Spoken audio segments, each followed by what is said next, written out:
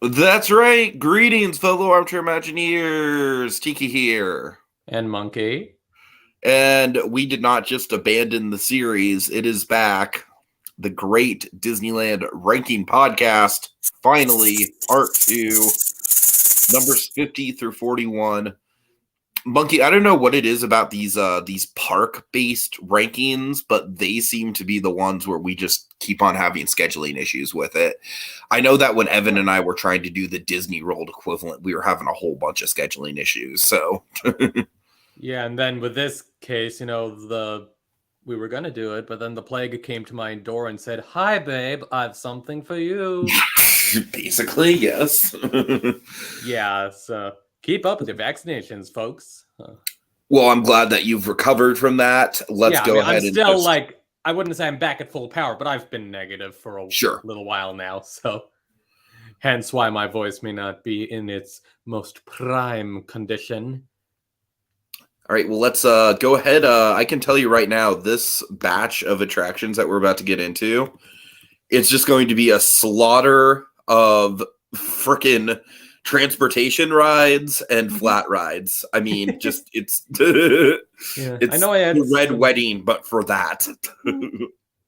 Yeah, I know I had some difficulties in ranking some of these where it's like, well, I put A above B and B above C, but C above A. Oh dear. And Right. in I fact, still want to since emphasize we the did, only dark ride that I have ranked on my list so far is Monsters Inc. And the reason I have that ranked well, so and low Buzz on my Lightyear. list. Oh yeah, I do have Buzz. Well, Buzz Lightyear, I've just never been a fan of. Monsters Inc. Just it truly is just that creepy, uncanny factor of like the fact that the Hollywood celebrities are behind the mannequins. It's I don't like it. That the whole attraction kind of gives me the heebie-jeebies. Just the reused quality of it. Yeah, and crazy thing like Little Hype Up. But since we did that first part, when I was looking back over, this tier, one of my choices actually moved up a ton of Oh, rankings. Like, really? That's yeah, funny. the attraction I had put at number 48 is currently at my 42. Oh, okay. Cool, cool. All right, well let's get right into it. My number 50, I kind of tease this as a flat ride and transportation ride slaughter, but that's not going to be the case for my number 50 because my number 50 it's going to be Disney animation. And I really feel like this is a case where when DCA first opened, and I'm curious if you're going to agree with me or not, I feel like when DCA first opened, Disney animation was a high point of that park. Probably one of the top 5 things there, in my opinion. A lot of it was just that courtyard and the projections and stuff. Mm-hmm. But I just feel like I have 2 things going against this for me. Number one is that clearly as the years go by, they really don't know what to do with this space. Like, I don't know how popular Turtle Talk still is. I know it was relatively popular back in the day, but that technology is pretty dated nowadays. So I don't know how much of a crowd that's drawing. I'm probably never going to do it again in my life. I literally used the time that you guys took to go see Turtle Talk to use the bathroom. Yeah, you So that did. shows how That's much I funny. care about Turtle Talk. My beloved Mushu show is not there. And then I remember when I did try to do the Drawing Academy, I actually had like a little bit of an existential, like, Yeah, getting hard on myself moment for like, yeah, it oh was one of God, I those suck days. at drawing. But candy corn, though. Candy corn. Anyways. And then frozen meet and greet, because why not? That's what's in there still, right? I believe so. And then the Sorcerer's Workshop, which is like what used to be the coolest part of this attraction. I believe the Sorcerer's Workshop has very much aged, and it has gone from one of the cooler spots in old DCA to, for my money, probably the spot in the park that reminds me the most of old DCA, and not in a good way, if that makes sense. Where it's like, it was still better than a lot of the stuff they did have there, but it's still like going on it now, you're just like, oh God, this is this is some outdated shit right here. Monkey, I have one question for you. Is it about my midday eating habits? No. Do you like to plan things out or just see what happens? Well, I was this close. All right. So Disney animation, as far as I'm concerned, the only time I'll ever go in there is if I just need to sit down, and like that courtyard is still cool. It's still pretty visually fun to see. But the actual attractions, like I will almost never actually venture further past the courtyard itself. So that's why this is so low. Theme Park Priest, this is not the anti-March Madness podcast. This is the anti-Oscars podcast, because the Oscars is what I care about tonight. Yeah. But it's not the anti-Oscars. It's let's get this shit done before 5 p.m. show. Yeah, for me, it might be anti-Oscars. Fair enough. It's just this is like one of the few years where I'm actually like very familiar with all of the nominees to a certain extent. So that's why I have a rooting interest in watching it this time. Ah, fair. Anyways, but also the Last of Us finale. So it's a big night for me. It's like Oscars and then immediately afterwards, Last of Us finale. Anyways, I'm sure Joel is not going to kill any innocent people at all. Anyways, I'm sorry. I know what's happening because I played the game. But is he gonna eat the nice people for lunch? No, that was last episode, and it wasn't Joel. All right. No, seriously, last episode did have a cannibal villain.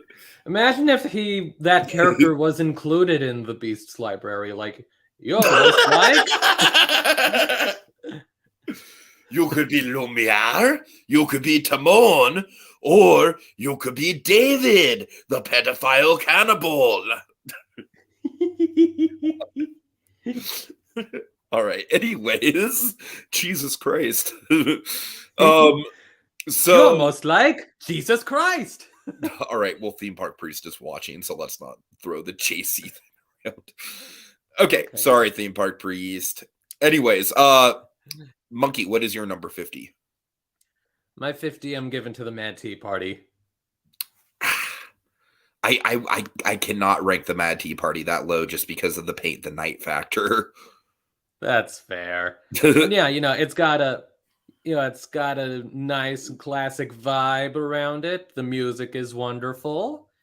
I kind of wonder if it's better in a group, as is, me, I'm usually just there solo, and if what effect that may have on the spinning. But classic Fantasyland 83 flat ride with good music. Okay. Like I said, for me, it's the parade factor, and also I just think it's a damn good night ride. Mm-hmm. All right. Anyways, number 49 and the for cups me have nice designs. Sure. I like it a hell of a lot better than the Disney World version. I'll say that much. Number 49 for me is going to be the Davy Crockett Explorer Canoes. Monkey, in the words of Mr. Burns, it's the only attraction in the park where you can say, "Look at me, I'm Davy Crockett." You could do that on any attraction, but it would be thematically inconsistent. Right. Unless they add Davy Crockett to the Beast Library. Now I straight up want to just film like a YouTube short. I refuse to do a TikTok, but I will do a YouTube short that's just me on Davy Crockett, just being, "Look at me, I'm Davy Crockett." Okay, so Davy Crockett Explorer Canoes, I think it's the coolest way to see the rivers of America, but also by far the least practical. So that kind of like evens itself out. Like, I really do like the fact that you see it from like, the river level and you're not elevated at all. I think that's a really unique perspective. Yeah. Obviously, I think all of the Rivers of America stuff has been elevated recently thanks to the trestle and the rock work and everything. I'm actually really looking forward to doing this if I can catch it open on my next trip, because I've only ever done it once when I was a kid. And I feel like as an adult, I would have like a much easier time of actually, being able to paddle and everything. Because as a kid, I remember I was not really able to keep up with the flow of the paddling to a certain extent. But One with a different Harry Shearer character, paddling the school canoe. Oh, you bet that's a paddling. But I just, at the end of the day, I feel like this attraction is just, first of all, it's a little bit like there's a social anxiety factor for me, like being that close quarters with cast members and stuff. That's kind of I feel that social anxiety factor is going to be there with Storybook Land. And I hate that that's there with Storybook Land. Probably another reason why I actually prefer Casey Jr. Anyways, but yeah, I mean, I don't, it's a really, with the Explorer canoes, I will say I'm very happy that Disneyland has them still. Because I remember like even literally 20 years ago, I was surprised that they were still there, and they are still there still. So it's, it's very much a Walt era, like you do not need it, but I am glad that it is there. Having said that, it's not even a once per trip kind of thing. It's a once every few years kind of thing, if that. But I do think it adds a lot of kinetic energy to the river, and it's just a very unique thing to have the option to do. So, points for that. All right. Mm-hmm. So my 49? Yeah. Dumbo the Flying Elephant. Spoilers for the end of the movie. Yeah, the main reason I put this above Astro Orbiter is it's cuter. Yeah, that's totally fair. And it's not a bottleneck either. Right. But yeah, it's cute. It's an all right view of Fantasyland. And there's water below you. I feel like it's another really good night ride if you can like manage to find a time when it's not busy. Yeah. Which honestly, during the like last hour or so, it's usually not busy. At least I've had good luck with that. Yeah. Anyways. I don't know what more there is to say. It's a pretty straightforward attraction, so that's fair. Yeah. Yeah. All right. I mean, yeah.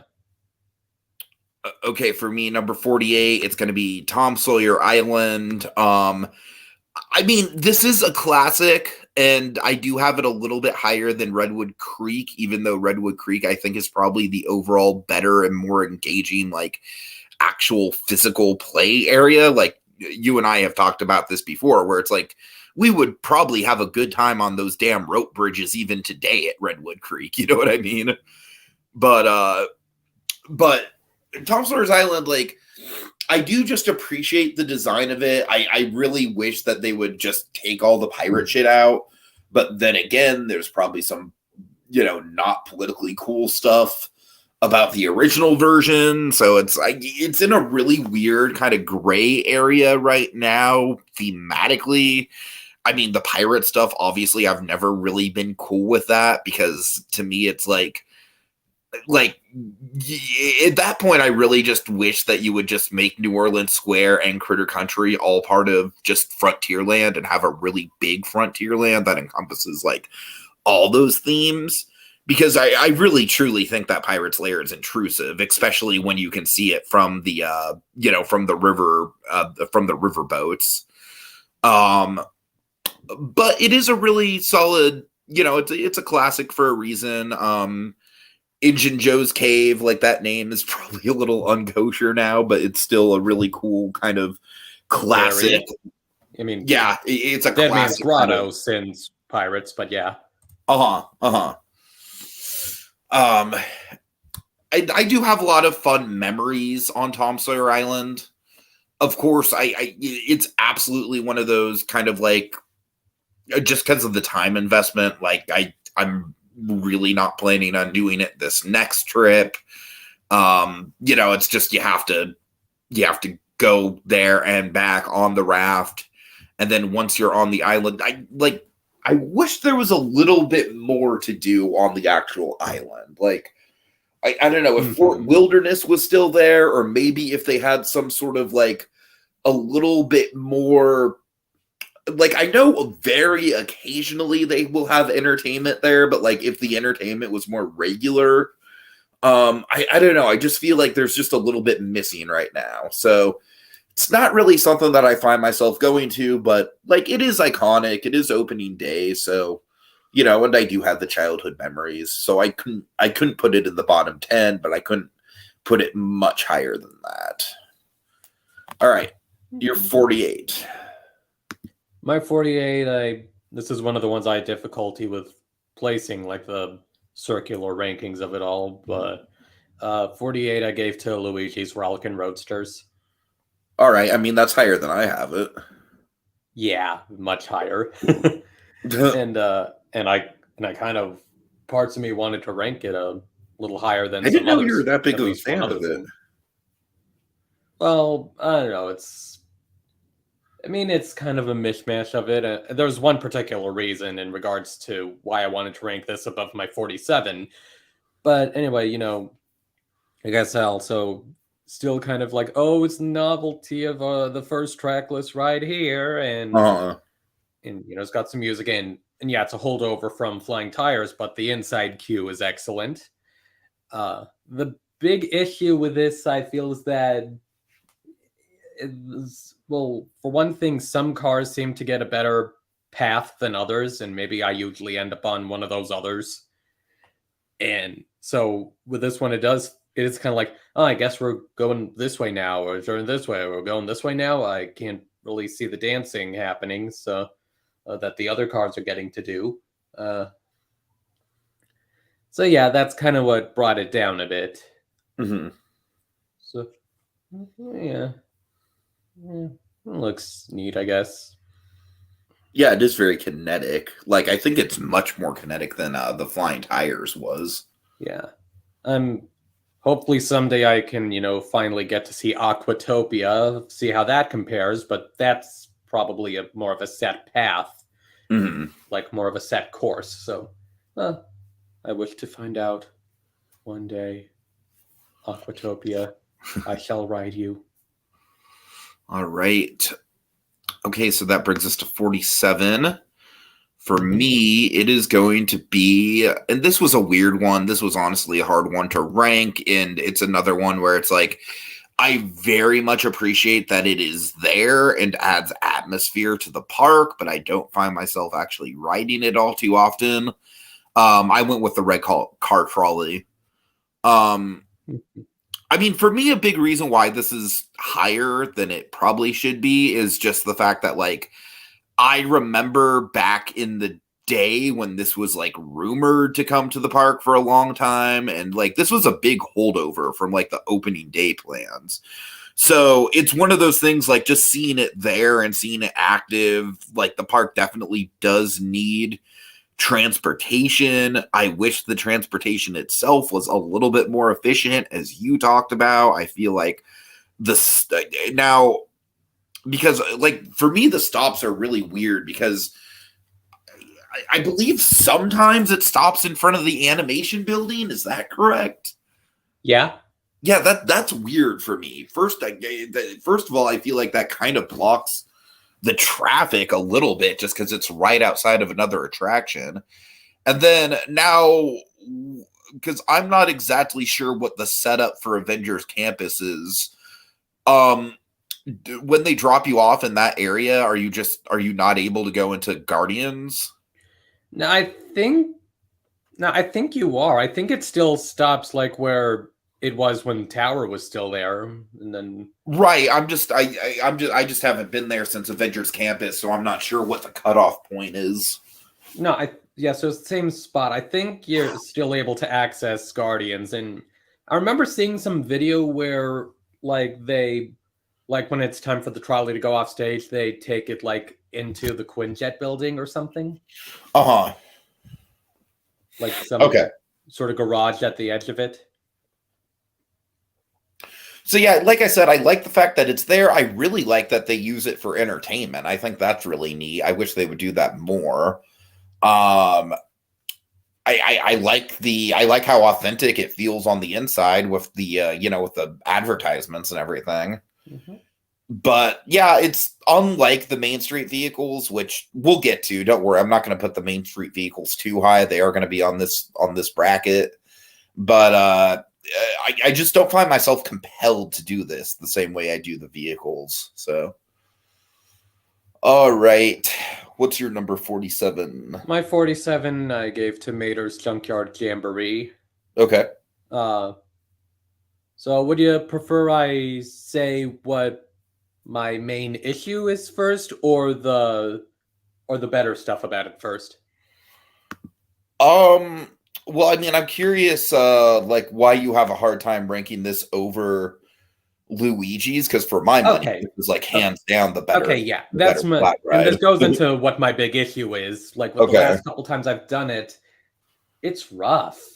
Really? Yeah, I don't remember if it was like that back in 2012, but yeah, like the last couple times I've been on this, it's been on the rough side for me, which is not an issue on Luigi. So that mixed with the Luigi being newer, that's like why Luigi might be the one I think of first. Okay, that's fair. But yeah, but at the end of the day, this is like this attraction's intent and execution is much more solid than Rollickin' Roadsters. Like, hey, we have this, we have this environment and we have this path. You're just going along around these turntables and sort of whipping around, and it accomplishes that. Unlike Luigi, where some cars are clearly are going to be better than others. So yeah, it's like, despite my issue with the roughness, it's a more solid flat ride than Luigi is at the end of the day. It's better at pulling off what it wants to pull off. Yeah, it's just got the fun factor, I think. Mm-hmm. I think out of all the flat rides in the resort, it probably is the one that's the most just pure fun, I think. What about jumping jellyfish? You know how I feel about jumping jellyfish. I mean, it's not like we both included it on our lowest tier. Right. That was like what? Like it was number 61 for me. And 58 for me. Yeah. It was low. All right. So kind of treading familiar territory here for me. Number 46 is going to be the sailing ship Columbia. What's your favorite plot? What? Rocky Horror joke. Oh, okay. Oh, right. Yeah, I mean, obviously I really do appreciate below decks. I think that's a really cool kind of thing to have, especially like, I don't know, I just really like the novelty of like, oh, if you're floating along the rivers of America and you come across a spot, before you get to the more interesting set pieces, well, go down and look at the museum stuff. You know what I mean? Yeah, I forget if I already made a below deck joke last time, so yeah. I agree with you. I think the canon is a little much. And I just, generally speaking, I just find, like, with me and the standing issue, this is just not a comfortable attraction to be on, per se. There's really nowhere to sit down at all, and I really don't like that. Yeah, I hadn't really thought of that, but yeah, out of the three Monkey, that is absolutely the reason why Mark Twain is ranked so much higher. I mean, obviously Mark Twain is just like the more iconic boat of the two as well, but like Mark Twain is in my top 20. So that goes to show just how much, a few seats can go. Because it's just physically uncomfortable. Like, I like the below deck element, and that alone kind of elevates it above Davy Crockett for me. But I can't rank it much higher than that. I just don't really enjoy literally elevated above Davy Crockett. Yeah. Like, if it was the only option for doing the Rivers of America, then I would do it once just to go around. but it's certainly like even though Davy Crockett's is ranked a little bit lower, I would probably like, given the two choices, I probably would do get Davy Crockett's because it's the more unique view and you actually are sitting. Even though you're physically doing strenuous stuff on Davy Crockett's, you still get to sit. So, yeah, that's a big factor. All right, you're number 46. My 46. You're probably gonna find it interesting that I Don't ranked say this it. above. Don't What? fucking say it. Don't fucking say what? Is it Casey Jr.? No. Okay, good. No, I was gonna say that I ranked this above other things, not below. Oh, okay. No, it's Jesse's Critter Carousel, of course. Oh, I mean that's fine. Like, you know, I kind of get why you have an attachment to it. The critters are very cute. That's where it is for me, really. Like, don't get me wrong, the animals on King Triton's carousel were better than the ones on the Critter Carousel. I think King Triton's carousel was just a very underrated carousel design, just in whole. No one appreciated how cool it was. That purple whale. But yeah, with Jesse's Critter Carousel, for me, it just appeals so much to I do like the fact that they all kind of look like toys. But yeah, you look at me, who was like, when I was really young, like very much into the Woody's Roundup thing. So like, I remember like, have I actually done this thing more than once? That's a weird thought, but yeah, that I guess the one time I did it, just waiting in line, the carousel starts up and they play the Woody's Roundup music. It's like, oh my god, my inner child is loving this. Yeah, that is cool. That is cool. It's those types of touches that can make a flat ride. Yeah, so just appealing to that, young me who was such, Toy Story 2, Woody's Roundup person, then yeah, that does a lot for me. Nice. All right. Well, I'd say that's justified. I am just worried about where you place Casey because you know that I'm going to have Casey very high. I mean, it's just me. I feel like at this point, I'm honestly more of a fanboy for Casey than I am for the damn Tiki Room, just because I feel like the Tiki Room has gotten its day in the sun, but Casey really hasn't. Anyways, all right, my number 45. This is going to go by quick. It's Dumbo. And, it's a classic. I really do. I find that whole Dumbo courtyard, obviously Casey being a part of that helps, but I really love the organ. I think the organ is just one of those Disneyland details that I've always just, like, really, really loved to just bask in and just sit and appreciate. Does the little elephants ever come out anymore? I'm not sure. But that scared me when I was really young.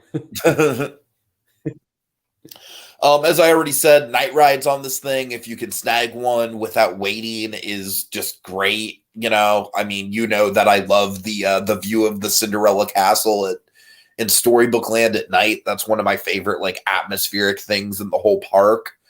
And so to be pretty up close to that is like really special for me.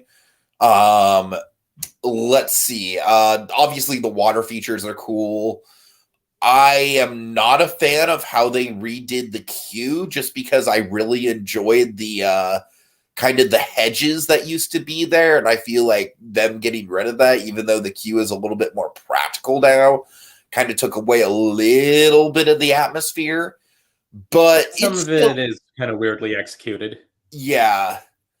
But it's still an iconic opening day flat ride, and I mean it's there's a reason why just going to a freaking ride of this type at your local county fair is not going to have the same effect, because it's like you're in Disneyland, you've got the music, you've got the atmosphere, you've got the water features. I mean, it is pun intended. Timothy, right. It is pretty elevated above just the normal attraction of this type, just on the basis of its location and its history, I think.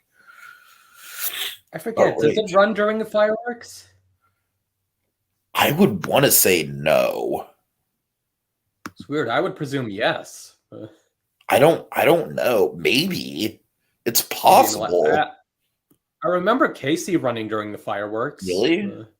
Huh. Yeah. That's surprising because Yeah. Casey is like practically like Toontown is like practically right behind Storybook Land.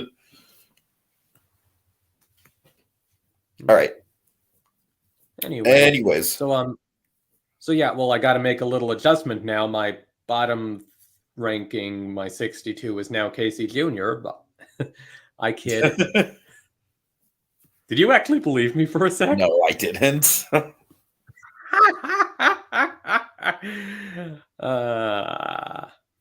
Yeah, so my 45 I'm giving to the Pixar Pal Around. Okay. So, Okay. okay, yeah, I know, maybe a bit high for it, but it's got some nice views. I mean, I have some special memories attached to it, so it's a little bit higher for me, actually. It's in my 40 through 31 tier. Ah, nice. Yeah, with the swinging gondolas, it's one of those things where it's like, I think in theory it would be like, yeah, I feel like swinging gondola, that's one where I would do if I'm like with a group. But wow, that's something that rarely happens, me being there with other people. Yeah. But anyway, so it's and yeah, the way the stationary gondola queue is set up is a bit weird. It's Yeah. yeah, and yeah, it's freaky to get up to the new height, but yeah, you get up there and you get some nice views of the surrounding area. Even and it's how I first saw the Quinjet, so there's a little memory there. But yeah, looking out, seeing stuff like the convention center and past it, and into Disneyland, and I feel like I kind of got to make this reference, palling around, palling around. There, did. All right. And the sign they made for the Picture Pal Around is really nice, I feel. The best sign for this version of the ride. I just don't like the actual name itself, though. It is a weird name. I mean, especially because fucking Mickey is still, like, right there. Yeah. I mean, I feel like they could have just kept it Mickey's Fun Wheel just to, like, acknowledge the whole, like, it all started with a mouse thing. You know what I mean? I don't know. That's just me. Mickey's Fun Wheel was a little bit of a silly name as well. So I like Mickey's Fun Wheel, actually. Yeah. I don't know. For me, I've always thought that was the best name of the three, but I digress. I'm thinking Sun Wheel's the best name. I did not like the Sun Wheel. But I'm just saying as a name. As a name, sure. I just did not like the face. Which, okay, by well, the now way, I have to construct that face in your bedroom while you're sleeping. So thanks for I that. find it DIY amusing project. how the back of the wheel still has like the sun design.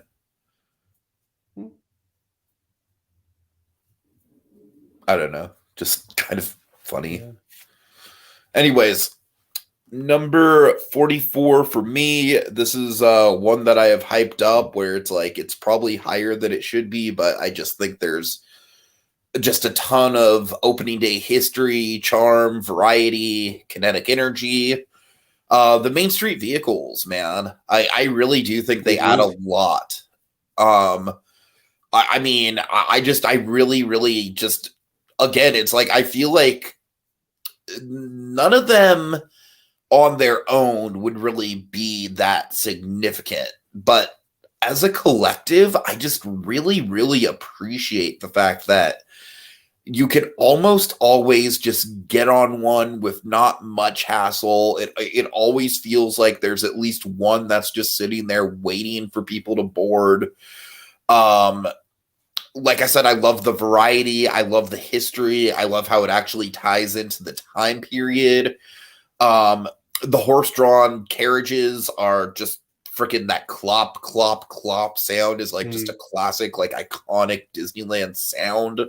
Yeah. I mean, you say like, I don't know about individually. One of them has live horses and one of them is a double-decker bus. Those are pretty nice on their own. No, I mean, that's what I'm saying. Like, yeah. And even the ones like the fire truck is really cool just because of the tie to the fire station and Walt's apartment and all that. I feel like that's almost an extension of that kind of park lore. I would say the one that's a little bit just whatever is just, the standard like streetcar. Yeah. But even then it's nice, it's still a nice kind of ride, and it gets you down to one end or the other without having to walk through crowds. Right. It's just as far as like the actual design of the vehicle goes, it's a little unspectacular, but but still, I love the fact that it's just that there's so many options. And I mean, I want a sitcom now, The Unspectacular Horseless Carriage. It is relatively unspectacular. I mean, let's face it, if the horseless carriage was the only Main Street vehicle, it would be pretty lame. But just surrounded by everything else, I mean, and like obviously the kinetic energy. I do kind of wish that they ran them later in the day, but I understand logistically why they don't, especially the horses, obviously. Like, I don't know, I kind of wish that later in the day, maybe they just had like a couple out, towards the end of the night, just because it would be nice to get like a ride on them, like in that last hour that the park's open when the crowds are a little bit more thinned out, you know what I mean? Just atmospherically. But still, it's just a very, very great collection of minor transportation rides that I do think adds a lot of overall kinetic energy and charm to Disneyland's Main Street. All right. And 44 for you. 44 for me, I gave to Disney Animation. Okay. So yeah, like you said, you got that courtyard. It's the things that are there to check out. They're neat little things, like going to draw. Crush can be a nice one to some.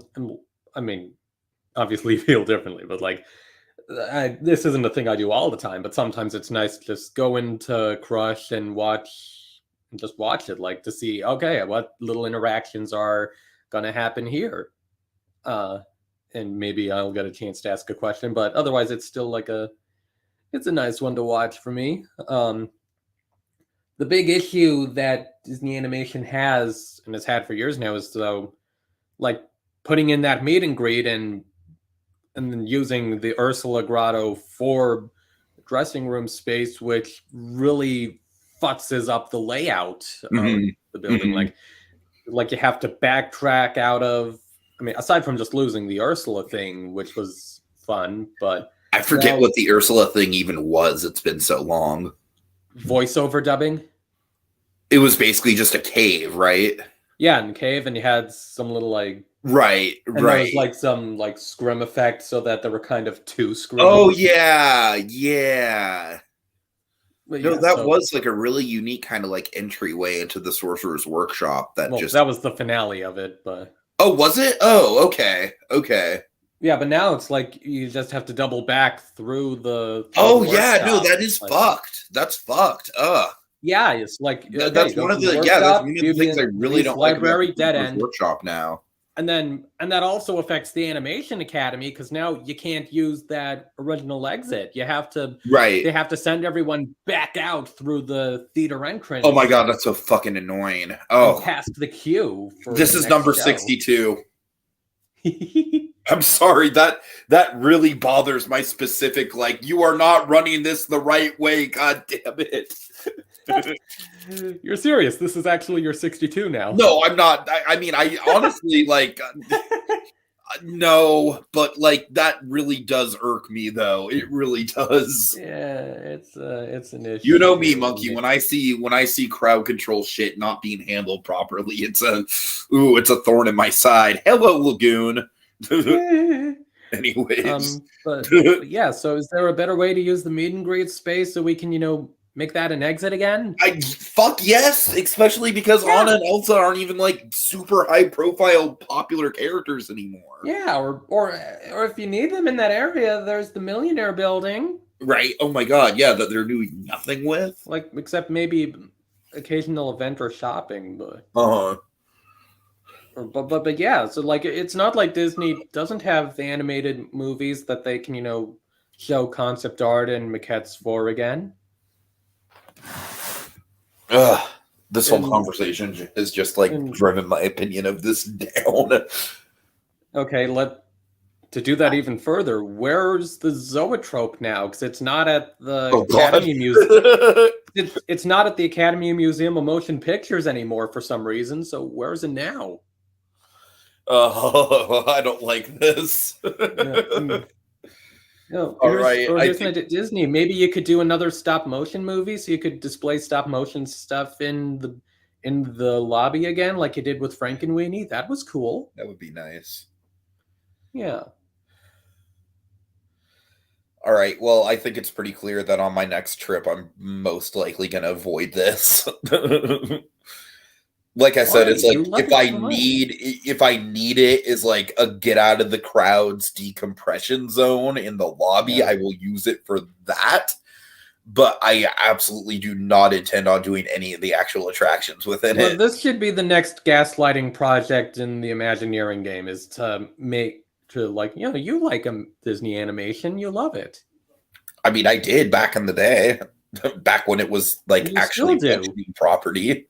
All right. Okay. My number 43, this is probably going to go by quick. I don't have a ton to say about it. The Disneyland monorail. Honestly, mostly up here this high just for the pure historical value of it. It's obviously a landmark. Tons of history surrounding it. I actually ate at the Monorail Cafe when I was a little kid before I took the monorail into the park the first time I went. This wasn't the time where I did the Tiki Room. This was like I think I've told you guys about this trip where it was when I was like 8 years old and terrified of literally everything. So I do have a lot of nostalgia there. I have a lot of nostalgia. My first couple trips when I was really appreciating the park, we were staying at the Disneyland Hotel and that whole narration. It's stupid, but like the big part of the narration that I remember was since its opening, Disneyland has played host to countless presidents, kings, and celebrities. And I was just like, oh, that's so fucking cool. Yeah. I don't know why that got me stoked, but it did. It'd be funny if they made sure to say, but not Khrushchev.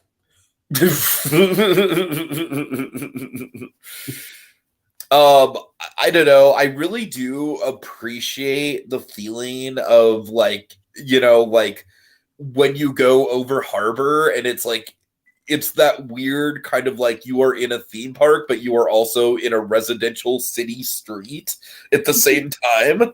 Like that's always kind of surreal. Obviously, come to think of it, that's a way to be at Disneyland and still see a McDonald's, is ride the monorail. Yes.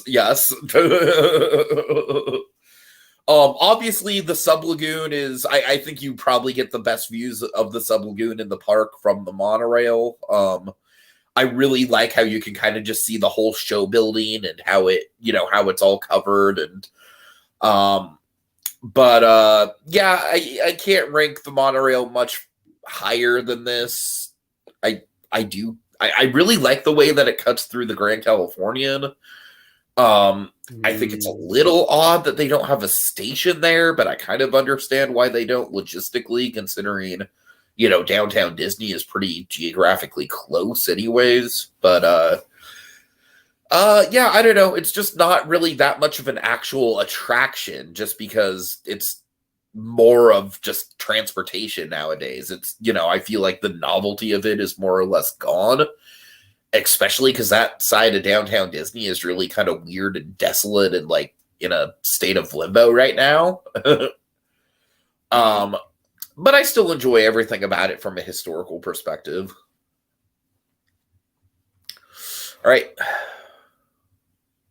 Okay, so my 43 then. Yeah. Yeah, this one might hurt for you a little. Storybook Land canal boats. Ugh. I mean, like I said, the only reason I'm not like terribly offended right now is because I really do think that my social anxiety is going to play a role in like I'm probably going to get on that thing one time and be like the one grown ass adult by himself on the ride and be like, oh yeah, I can't do this anymore.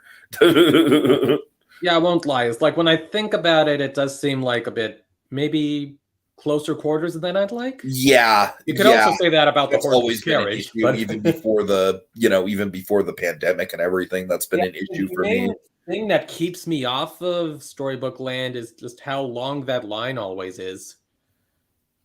I'm not gonna lie. I've looked on the app, and it looks like it's been more reasonable lately. Like there's been a lot of 10-minute posted wait times for That'd it. be nice. Yeah. Um, And of course, don't get me wrong, it's not an uniconic ride. It certainly is. I mean, it is more now than when it first opened. Hashtag Mudbanks of the world. And it is, yeah, it's like you float through Monstro. That's cool. You see the miniatures. You're kind of more up close, and you hear the music, and you get to actually float through the canal next to the KC Junior Station under those arches that they flew under, that they didn't fly under in the oh my movie. god, right? And in the mornings, there's just going to be a shit ton of ducks that are just going to ruin the perspective of the miniatures. Or enhance. Every time I do that ride in the morning, every damn time. Yeah, it's a pretty ride. Which is it was a bit easier to get on. I feel you. Yeah. I mean, I'm definitely going to try and make a point to do it at night again, because I don't think I've done it at night in a while, because I'm always just hyper fixated on doing Casey at night, obviously, but that's a different story. All right. Oh, hold on. Sorry.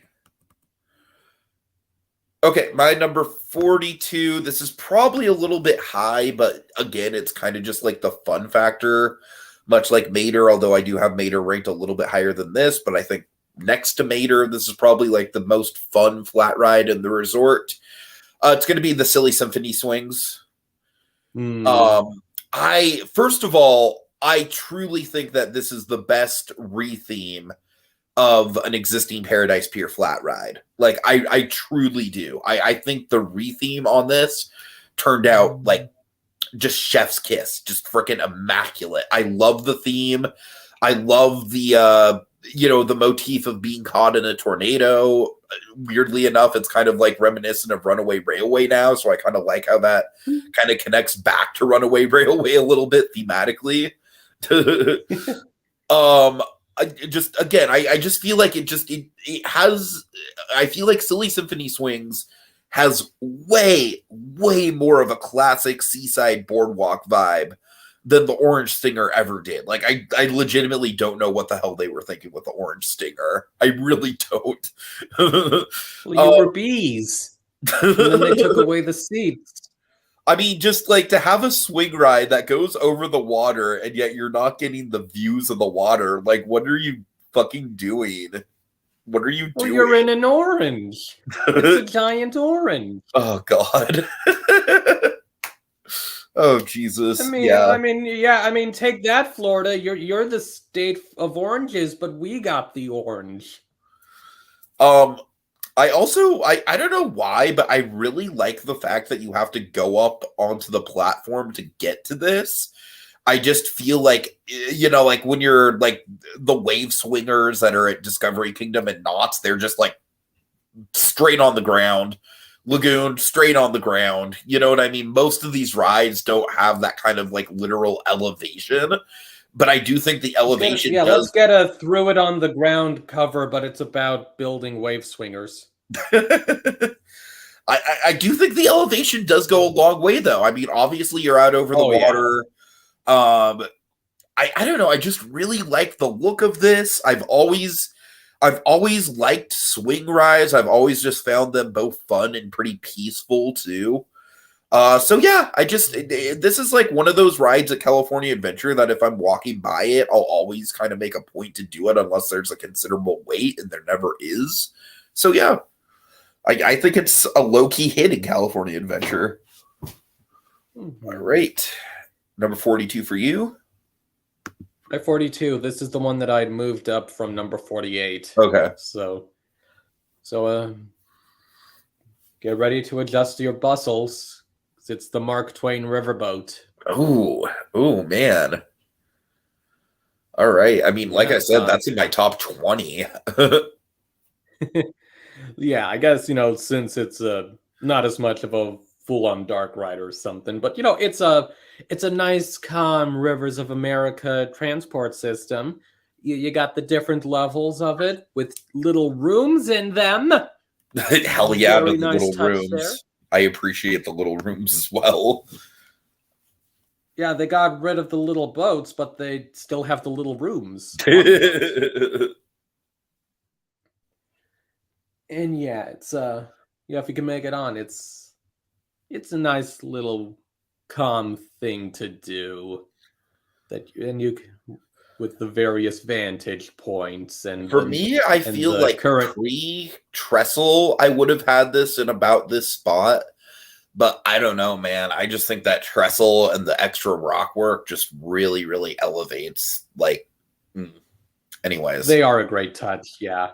And the current narrator is a very calming one. I'm curious to figure if they change it again to update the Tiana script, or will they just get the same guy? Uh-huh. Yeah, how many times have they changed that narrator? Probably quite a bit.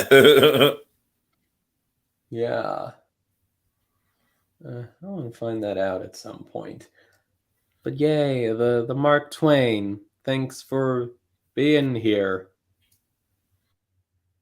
Mark Twain! I truly think that you have that a little low, but that's okay. Subjectivity. Yeah. All right. Well, it had to be lower. Number 41 for me, it's going to be Grizzly River Run. I just simply because I've never really been that big of a fan of this. I think I think I really like the way that Grizzly Peak looks. I like the way that, as far as the rock work goes, I like the way it interacts with the rest of the park. I like that the winery is nestled right into Grizzly Peak. I've always really liked that detail.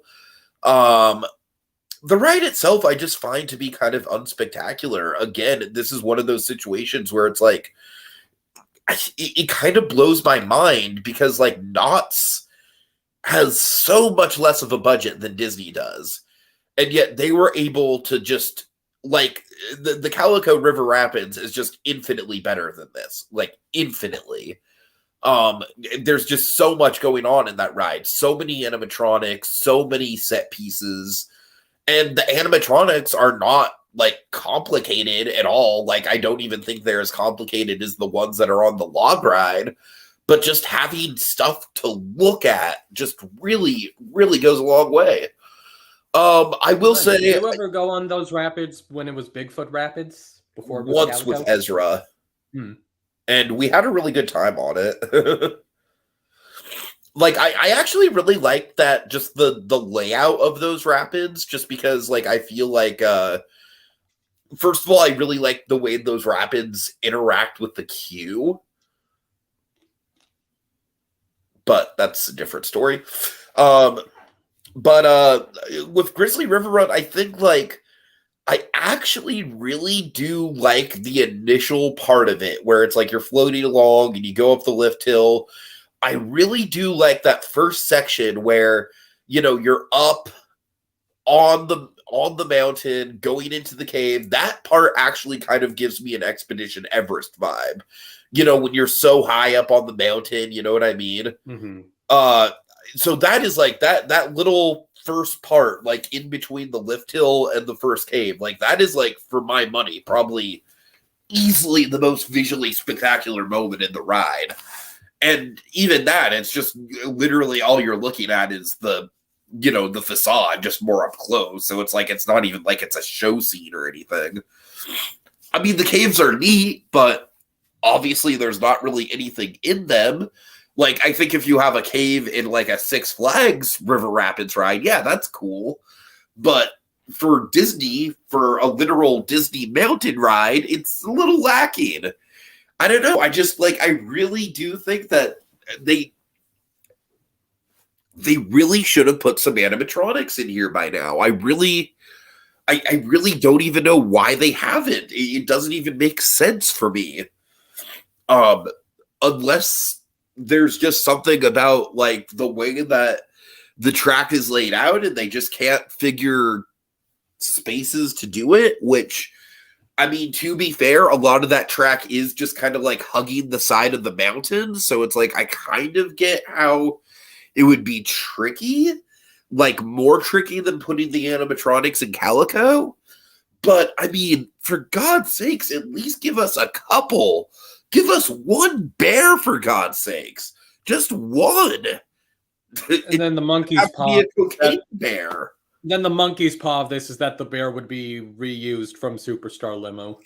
Oh my God, somehow. Yeah. It's one of those animatronics, put a bear suit over it. How about a map to your house, Drew Barry? All right. God. That is by far the best Superstar Limo quote. All right, what's your number 41?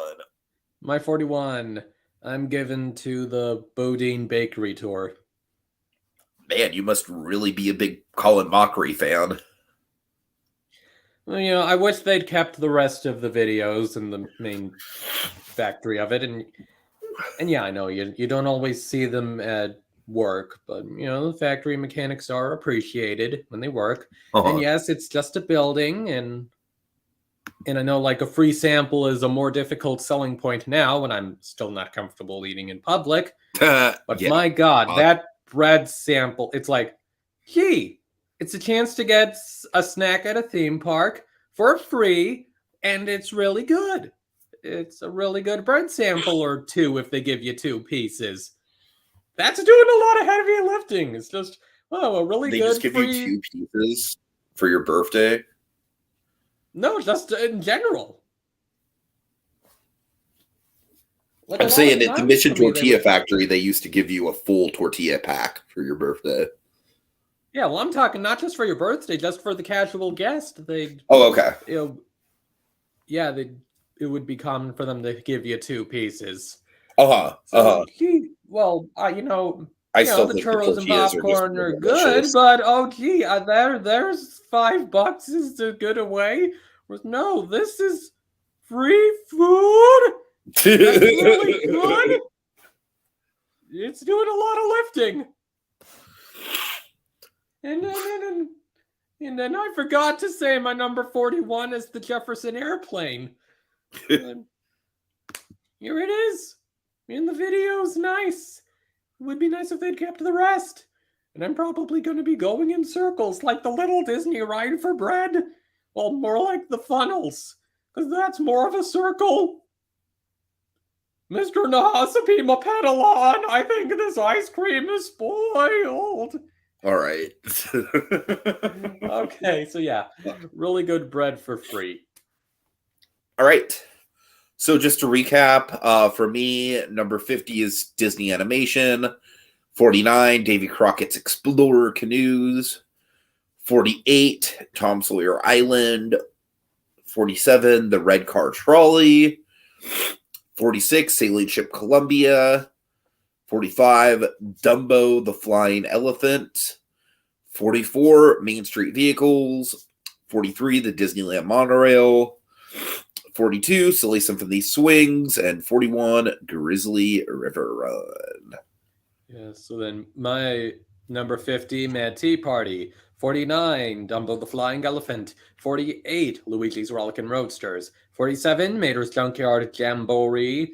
46, Jesse's Critter Carousel. 45, Pixar Pal Around. 44, Disney Animation. 43, Storybook Land Canal Boats. 42, Mark Twain Riverboat. And number 41, the Bodine Bakery Tour. All right, and I want to get this done before the hour point, so I'm just going to go ahead and go. Thanks to Tyler Silva, Theme Park Priest, and Slasher Fred for joining us. You guys rock. See y'all later.